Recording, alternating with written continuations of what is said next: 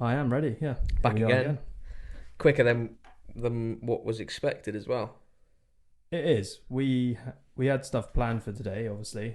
However, the response from the first one was really positive. Actually, quite surprised, to be honest. I'm not. Just saying. Well, I wasn't expecting to get hate this early on in our podcasting career. But Imagine. yeah, straight cancellation. Yep. You're off air. Yep. Behind Andrew bars. Tate-esque. Yeah. Yeah. Andrew Problems. Tristan behind bars. No, but yeah, everyone. I had so many messages just saying how much people Yeah. enjoyed it. It was nice as well. It was nice Yeah. because obviously it's something completely new for us.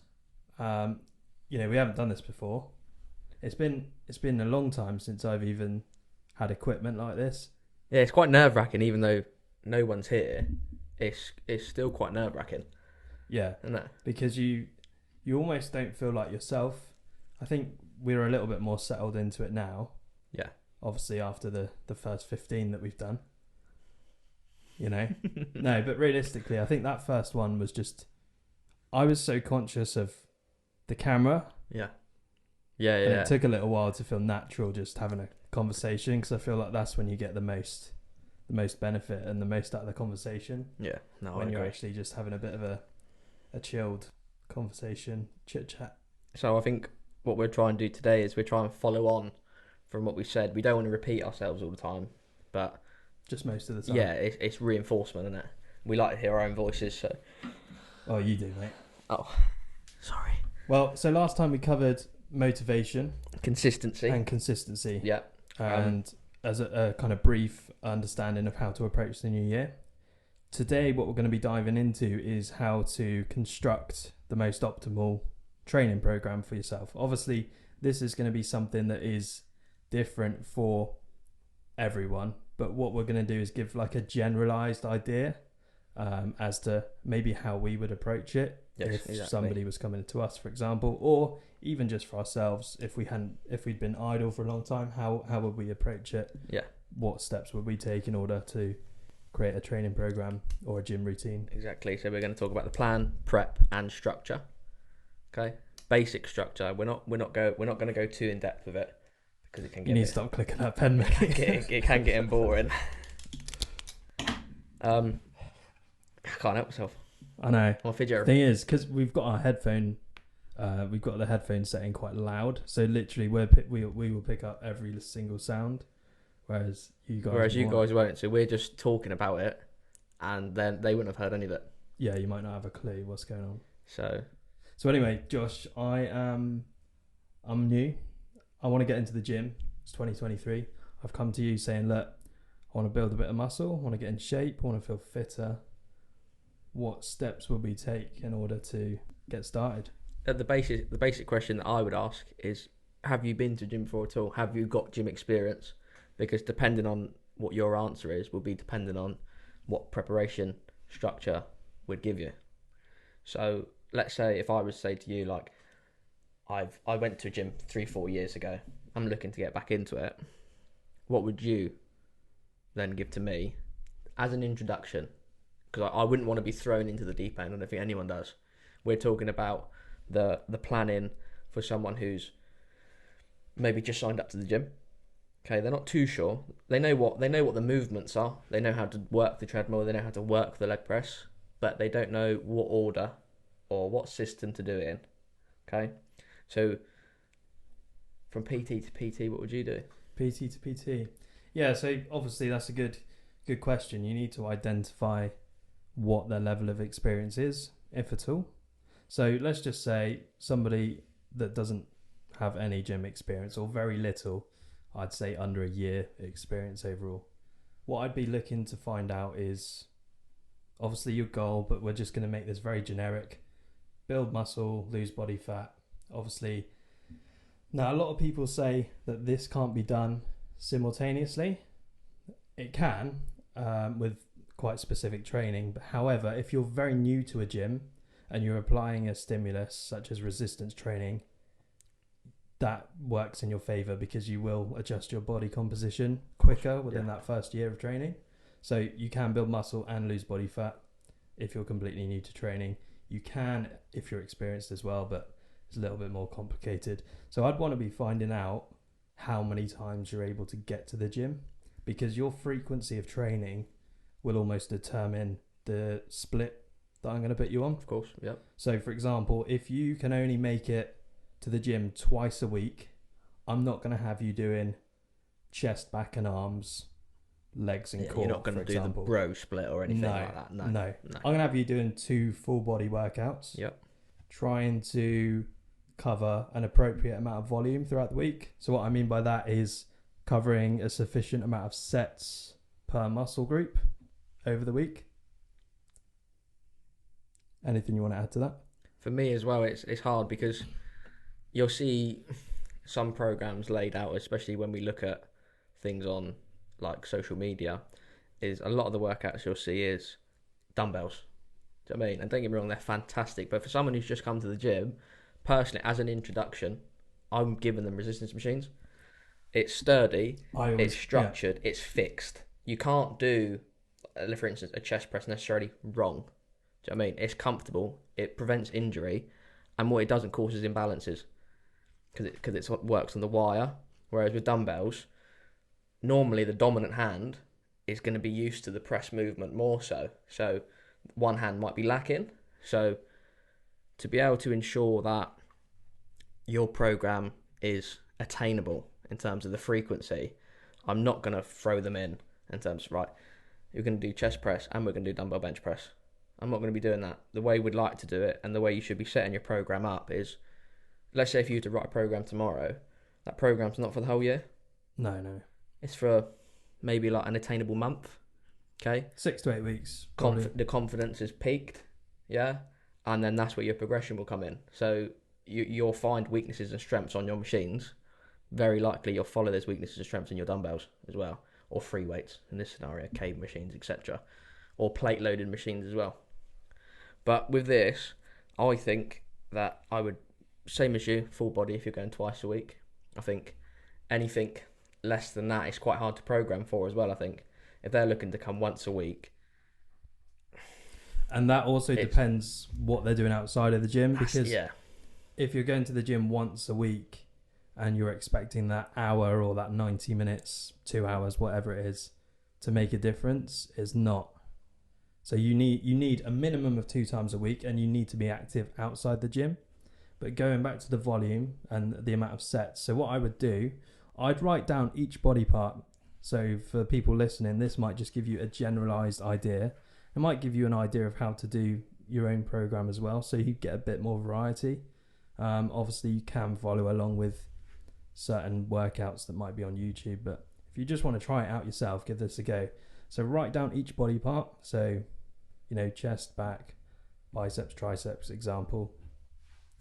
And let's say you're going 3 times a week. Let's just say that you're going to begin on 10 sets of everything. Because obviously what you need to remember as well, that equality within each muscle group is important. Because what I don't want to happen is for you to be doing 25 sets on chest and only 10 sets on back. That's where your imbalance will start. That's when you're going to start to get imbalances and postural deviations as well. So we need to ensure that those agonist and antagonist muscle groups, so opposing muscle groups, are equal and balanced. However, the only time of which that may differ is if there is already an imbalance in place. So for example, somebody with hyperkyphosis, which is when the upper back is rounded, obviously then you would start to cater more for higher back volume than chest volume. Yep. Anyway, so I'd write down, let's just say chest 10 sets, back 10 sets. You work through all of those muscle groups and you're going to do 10 sets over the week. Doesn't sound like a lot, but if you are literally starting from scratch, then 10 sets of everything is going to be 10 sets more than you were doing. So look at that as your baseline. Try to construct it in a way that you're maybe only doing 1, 2, 3 maximum sets of each exercise. Yep. So that you've still got time during those next 2 sessions to cover that muscle group. Because what I always say to people is, and this is true, it's just the fact that your recovery is where you grow. That's your anabolic phase. Yep. Yeah. Training in itself, resistance training, is not where you grow. Training is catabolic. So you're actually breaking down muscle tissue during the training. It's the recovery that allows you to grow. When they rebuild. So if you're not recovering in an optimal way, then you're not going to see the best results. So it's your recovery that is important. So I'd say give yourself at least a day between each of those sessions, probably 2 days to start out with. And then I would try and spread it out over the week so that you're not doing too much in one session. So let's just say, for example, you've got 10 sets of chest, which you know has to be covered from Monday to Friday. On Monday, you go into the gym. You're not going to do 6 sets of chest. Yeah. You know, you want to keep it balanced so that you're going to have roughly an even amount over each session. Yep, of course. Just going back quickly as well, because you've explained that perfectly. But that goes for people who go to the gym already. People don't understand how important the recovery phase is of a workout. I know personally, I'm sure you do, overtraining will slow everything down for you. I mean, there's boys who come to our gym, and I get why they come, because they love it. It's a space for them just to relax, and I understand, but you have to rest, please. And it's so important. I mean, and I know there's a few boys who'll be listening, and they know exactly who they are. Yeah, There is a point of too much, but it's so overlooked. I think that recovery stage is so overlooked. Yeah, that's why I think. But the difference is recovery isn't included in most personal trainers' planning, whereas I think it should be. Because if I was to write something for a client, they're going to follow exactly what I tell them. If I give them a 7-day program, they'll do it. Do you know what I mean? That's what they're paying for. Whereas in my programs, I'd like to offer the recovery phases. Do you know what I mean? It helps. It pisses me off, if anything. Because I know, like, I'm going to say Sam. You know Sam? Yeah, I know Sam. Big boy. So strong, yeah? But I can't imagine how stronger he'd be if he was to rest more. I know where he comes to the gym, he loves it. I understand it. But if he was to rest, the difference of where he'd be now is, it's colossal. Don't get me wrong, he's sort of a strong lad. But no, you got to start resting minimum, even if you're doing high frequency, 2 days a week minimum, and preferably it's not like I work out Monday, Friday, I rest the weekend. I think it's better to drop one of those rests midweek. Yeah. Instead of you going Monday, Friday, weights, chest, back, arms, shoulders, legs, and then I'll rest 2 days, it'd be alright. No. Because muscular engagement happens in loads of different movements. So it's either way, it won't be getting a rest. That's the problem. And the rest is important because obviously you're growing, you're developing in order to then be stronger, so that you then can progress in your next session. So for a lot of people listening that are familiar with the bro split, which is typically where you train 1, maybe 2 muscle groups a day. That's the classic. So you might do like push chest, legs. Chest on a Monday. You know, I used to do that, and it's just it's not the way. It's just not the way. And the reason for that is, let's just say you go in and you absolutely annihilate your chest. You do 30 sets on chest, okay? That's way too much stimulus applied there. And it's going to take you, well, if you've not done anything for a long time, it's going to take you 10 days to recover because your chest is going to be sore for ages. But let's just say you've adapted, whatever, that's fine. Once you reach that optimal recovery point after 48, 72 hours, your body is then prepared for more stimulus through the chest. You'll then go in 6-7 days without training that muscle again. Yeah. That's way too long. You're much better off dropping the sets right down, train at a higher intensity, so close to failure or with a higher... See, a lot of people use RPE, which is rate of perceived exertion. So essentially that's numbers from 1 to 10. And if you're doing... normally it's used through cardio, isn't it? Yeah, like how do you feel? I feel 4. Okay, we'll increase it then. Yeah. So it's your difficulty basically from 1 to 10, but you can use it in weights as well. Sometimes I do, rarely, but sometimes I will apply it within a resistance session. If I'm training a client, for example, I'll ask them, how did that set feel on a scale of 1 to 10? If they say 7, I'll be like, okay, I know that I want you to be at 9, 10. Yeah, for this particular set. Add a couple of extra plates either then side. we can go heavier. Mm-hmm. So you're much better off actually doing 1 to 2 sets per muscle group, but training with a higher intensity, than training with a higher intensity and doing high sets as well. Because again, I used that seesaw analogy last time with motivation and consistency. Another one is volume and intensity. So like if your sets are high, if your volume's high, your intensity needs to be lower. Yep. If your intensity's high, so you're training to failure, then your volume has to be lower. Exactly. It's just the best way in order to kind of maximize what you're going to get out of that session. So the other thing is, I've had people ask me is, and I want your opinion on this, is let's say you've rested those 72 hours, but like you said, you've done about 30 sets throughout one exercise. It's ridiculous. You've, like you said, annihilated the chest. Yeah. In your head, if you think after like 48 hours you're done, are you done? In terms of should I then go work chest 2 days later? I really think that's down to... Because do people recover quicker? Because that could be a yes. For instance, if they're following, maybe if they're having a high protein diet, it's going to rebuild, re-energize quicker than someone who maybe just doesn't. So someone could do chest and then just plod along, or someone could do chest and then re-energize, even have like post-workout meals, etc. It works. The balance is the same for both, I understand. But what do you think on after 48 hours? Because I know people who will do chest every 2 days or something, or back every 2 days. Is that enough time? So I think obviously that does depend on the amount of sets, but you've just said that if somebody is annihilating a particular muscle group, so I'm going to assume they're doing high amount of sets, high intensity. Because, well, the main assumption is if I want a big chest, I have to do colossal amount of chest workouts. If I want a big back, I got to do a lot of back workouts. Same for your arms. I want big arms.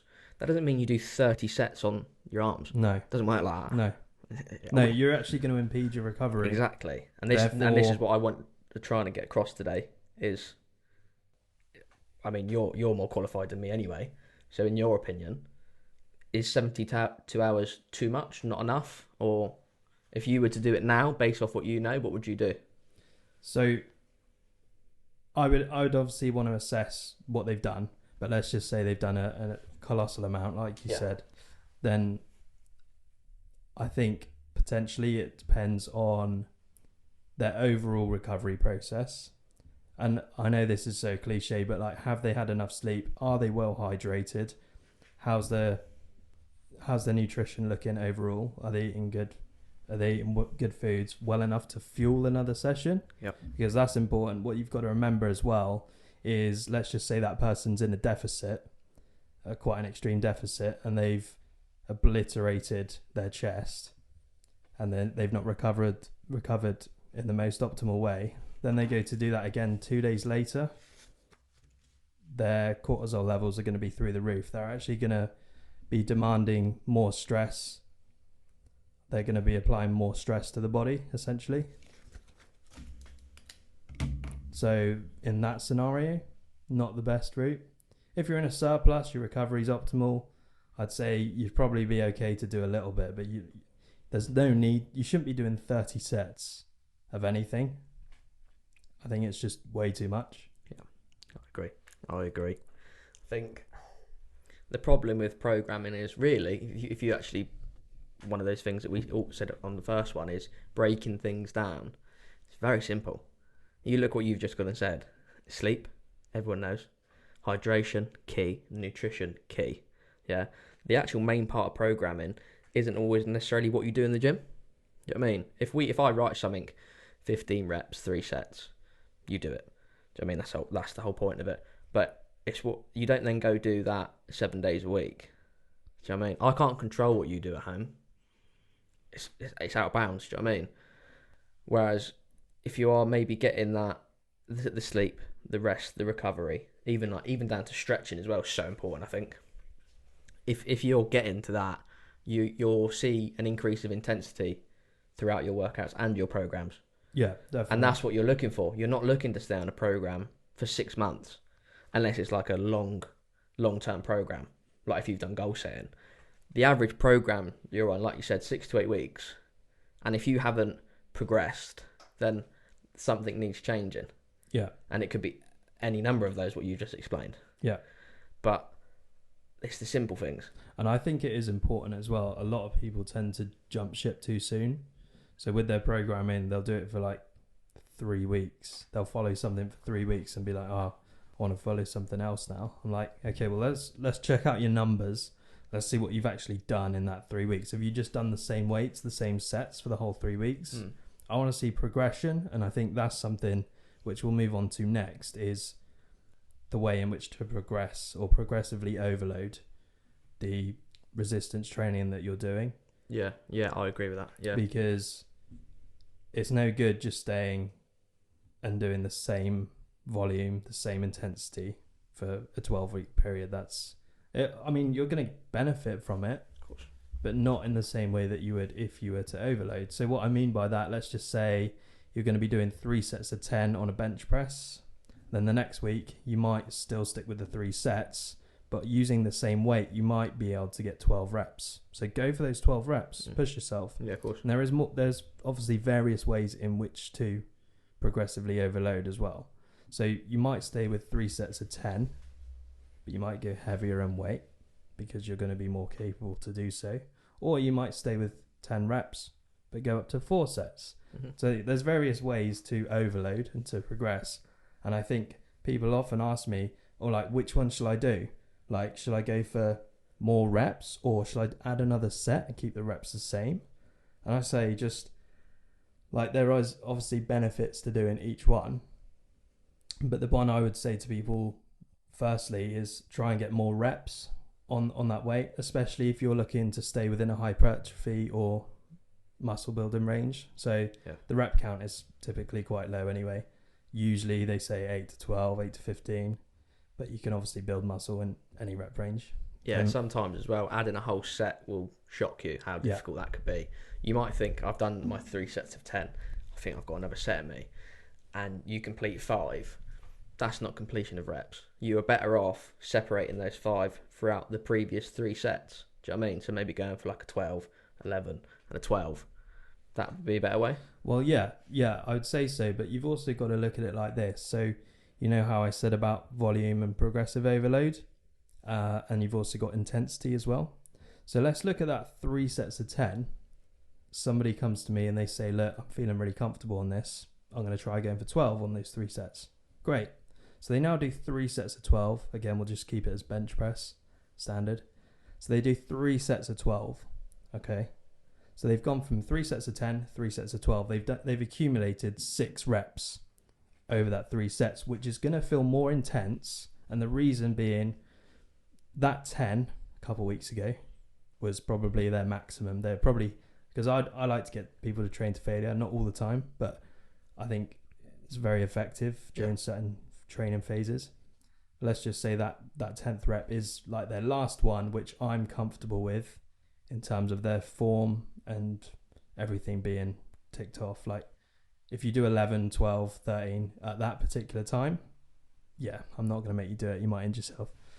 So they go 3 sets from 3 sets of 10 up to 3 sets of 12, and you look at that as a total number. So you've gone from 30 reps to 36 reps, but it feels more intense because you've still trained to failure. If you take the same person who feels like they could do the 12 reps, but you say, no, I want you to stay at 10. So they're 2 reps in reserve, meaning that they get to 10 and they feel like they could potentially push 2 more reps to achieve failure. I say, no, I want you to stick at 10 reps, but you're going to do 4 sets. You accumulate the reps overall. You've now done 40 reps versus 36. You've done an extra 4 reps. But the difference being, on those 4 sets, you might feel like you've not worked as hard because the intensity's been lower. Yeah, of course. On the 3 sets, you've done 36 reps, but the intensity's been higher. Yeah. So I think there's different phases in which you can apply different routines to people. No, I agree with that. Absolutely. I think the other thing is with progression as well is for the people who might necessarily measure intensity through weight. So if we are going for someone who's maybe injured, maybe progression can be, for me anyway, with my clients, I like to do it as confidence as progression can be sometimes, in terms of, let's say they've been on the chest press, they're comfortable on the chest press, and we've used the format of, we started on 310, we moved to 312, they got confidence to go to 410, okay? But I think progression can also be trying something new in the gym. So trying a different chest movement that you haven't necessarily done before. Granted, we go back to the 310, but the progression is the confidence increase to walk maybe over to that part of the gym that you think, I'm not confident. I thought you could say confidence to walk over to that pub. Yeah, and walk up to the bar. Yeah. Excuse me.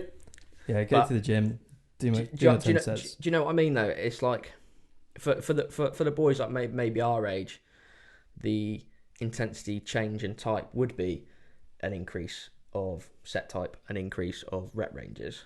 But for people who aren't necessarily looking to gain muscle mass, we're talking about for the people who are just looking for a healthier lifestyle necessarily. Do you think it would be just as good? It would be the equivalent almost of them trying something new as progression throughout programming. So they've followed a 6 to 8 week program. They've done it perfectly through 6 to 8 weeks.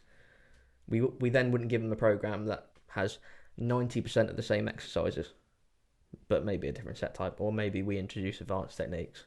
I think if you can offer something a bit new, build the confidence up, a lot of things come with confidence. Well, yeah, variety is the spice of life as well, because it's all well and good being motivated, but there's only so long you can stay motivated and consistent for with regards to what you're actually doing in the gym. If I set you off on the same training plan and I said, right, Josh, you cannot do anything else in the gym apart from this for the next 5 years, like that would just drive you insane, wouldn't it? Yeah, absolutely. Might start off well. Yeah, of course it will. Like you say, those first 6 to 8 weeks, you think, I can do this, I can enjoy this.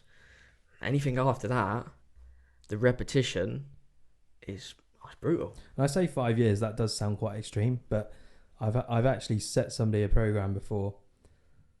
You know who it is as well. We're not name dropping. We're not name dropping. Oh, I know.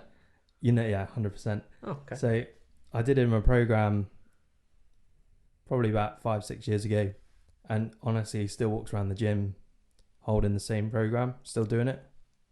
And I'm like, how on earth are you still doing that? Yeah. Are you not bored? Yeah. This one, it's probably for him, it's probably just turned into a habit. Yeah. That's the difference. And I think that's where the programming is so important. I mean, we've written you a 6 to 8 week program, but then after these 8 weeks, you come back to us and we reevaluate what you've done. And granted, if you haven't progressed on the bench press, let's say, then maybe I will keep that in there in the next program.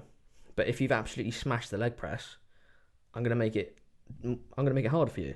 I want you to progress. I'm going to maybe move you into a different area of the gym where you might not be confident with, but that will build up. And trust me, after those 8 weeks again, it'll be the same thing. You'll be like, I know that. And then when you're next in the gym, 2 years later, it doesn't matter what gym you go to, you have the confidence to walk into any corner of that room and know what you're doing.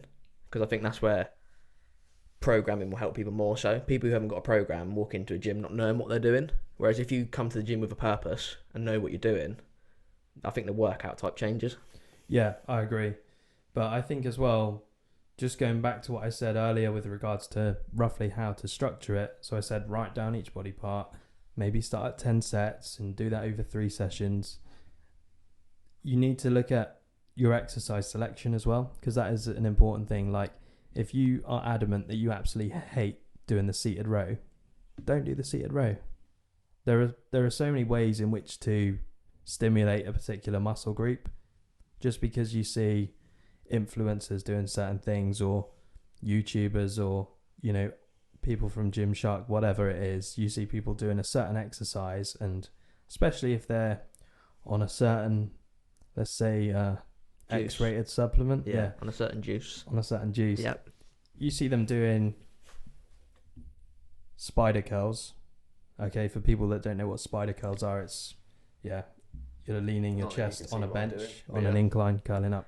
Spider curls. Let's just say you see someone doing that, you think, oh yeah, well I need to do that, but then you think, I don't enjoy that.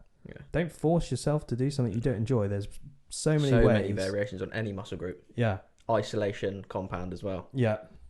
So isolation and compound, that's another good point to move on to. So you've got your muscle groups written out. You're aware that you want to do 10 sets on each of those. Don't be too worried about it. If like for people listening that want to give this a go, just write it out and just give it a try, because you. I'll tell you what, for the people listening as well, in terms of, I think it's a big misconception. Should you, once again, you're writing me a program, so I pretend I ain't got Scooby-Doo, okay, because half the time I don't, all right? Should I start with compound movements in my workout? So this is a really good question. Because I know a lot of people just walk straight to that bench press without failure. So every time. Compound exercises. So compound exercises are like your prime movers. Typically like bench press, barbell row, squat. I like to call them, for the people who don't understand what a prime mover is, big movements. Big movements. Big movements, yeah. And then you've got isolation exercises, which the name is a hint, obviously, typically will isolate one particular muscle group. Singular muscle, bicep, tricep, bicep etc. curl, a leg extension. Yep. They would be your isolation exercises. Your compound would be your squat, your deadlift, etc. So it's a good question, because you always get taught, do your compound exercises first, and I think you should start with that. Especially just making sure that you warm up first is the main thing. There are certain cases in which I wouldn't get people to do that first though. So an example might be, and I do this with a couple of my clients, is before they squat, I'll get them to do a set or two of leg extensions and hamstring curls as activation sets. Yeah. Because I think there are certain times when you actually want to slow the squat down, feel your quads working, feel your hip flexors. So you're like almost re-warming by isolation. Yeah. To engage the prime mover for the next exercise. Yeah. Engage the prime mover. Also make sure that it's firing sufficiently as well. You don't want to go straight into a squat. Obviously you can pyramid up. So for people listening, pyramid would be just warming up with a squat. So you might just warm up with the bar, add 5 kilos aside, do a few reps. Like a classic, almost like a classic warm-up Just set. a basic warm-up. So you may do it that way, which is fine. But in terms of activation, actually feeling the muscle working more efficiently, then I might get people to do an isolation before a compound.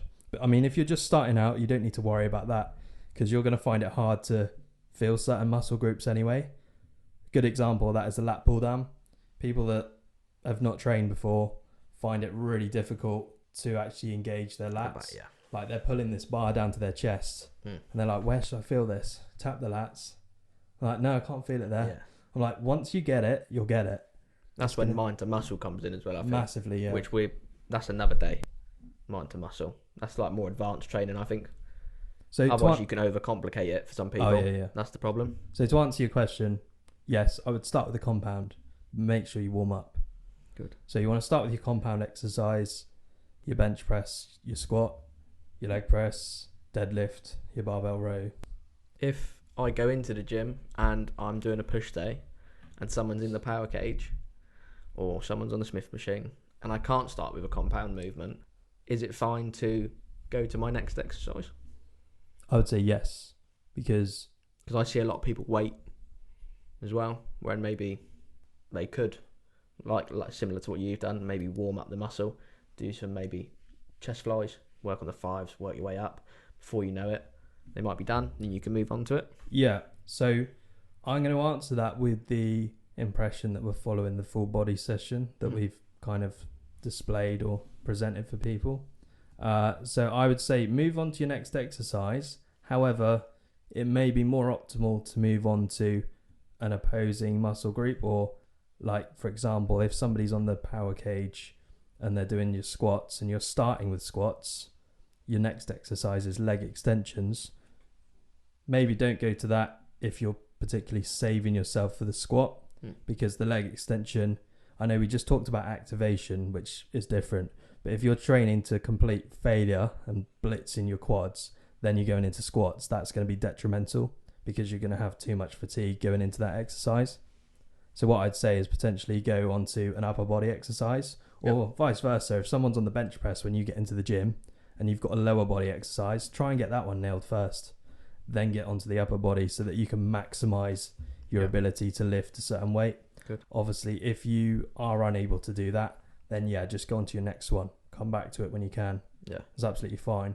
It's not going to inhibit or be that detrimental to your progress overall. At the end of the day, you're still in the gym, you're still following structure, and you're still going to progress. Yeah, and I think a lot of people needed to hear that as well.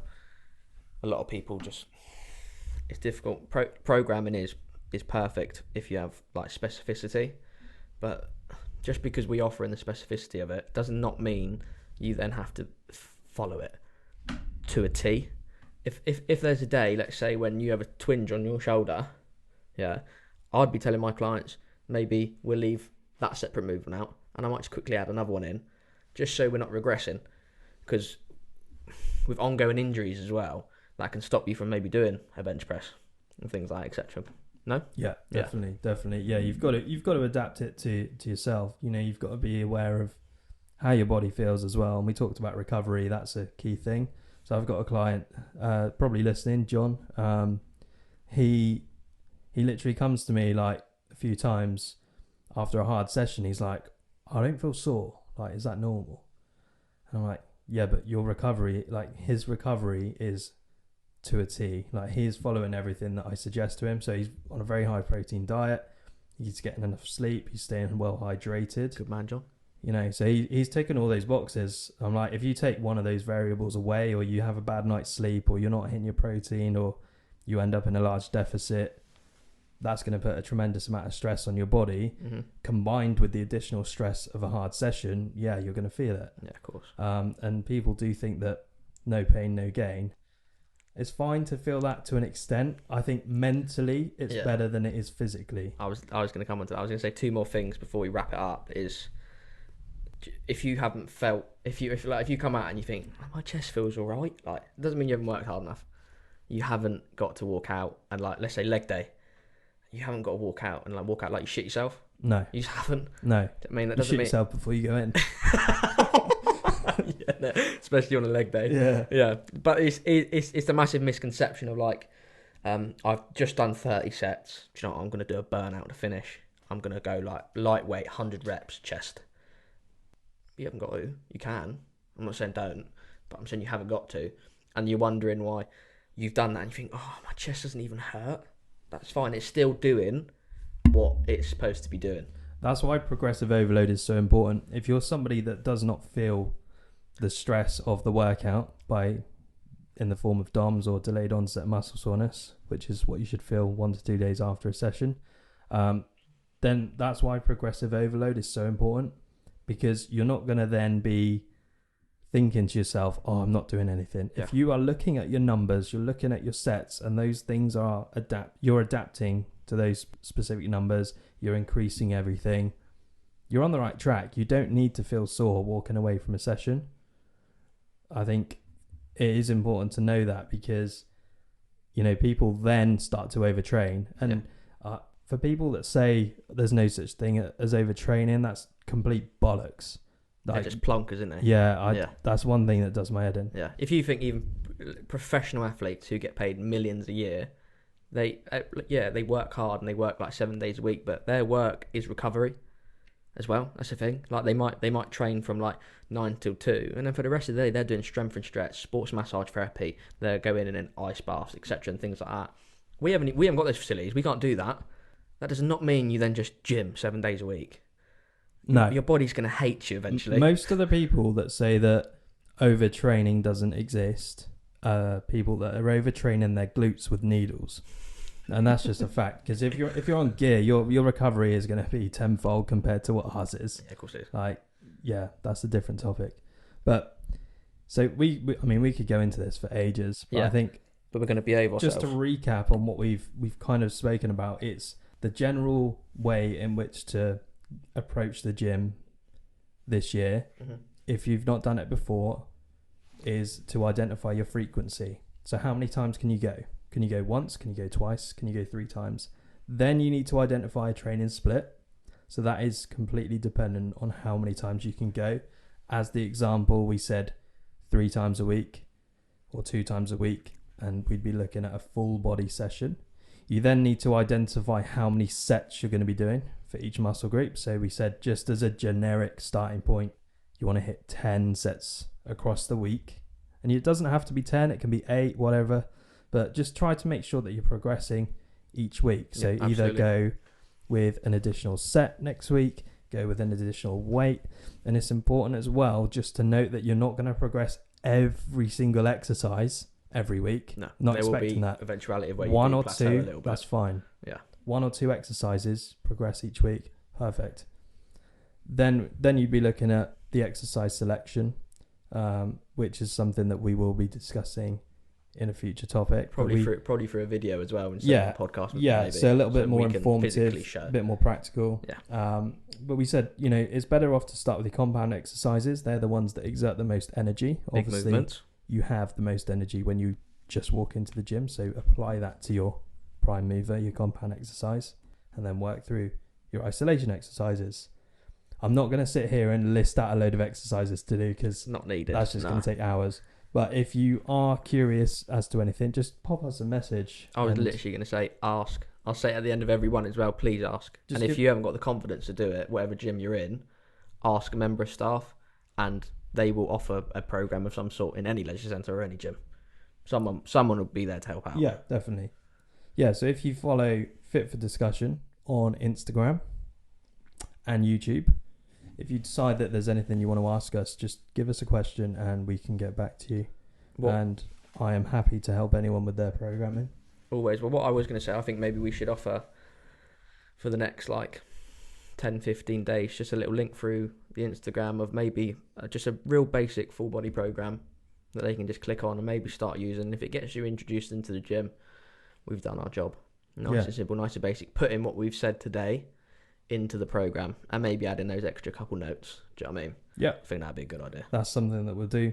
Obviously, again, just to get that point across that it's going to be very generic. It is for people that literally maybe haven't got any routine or haven't been in a routine for a long time. Maybe as well. A newcomers program. Just something to get you into the gym, something for you to follow, something to get you started.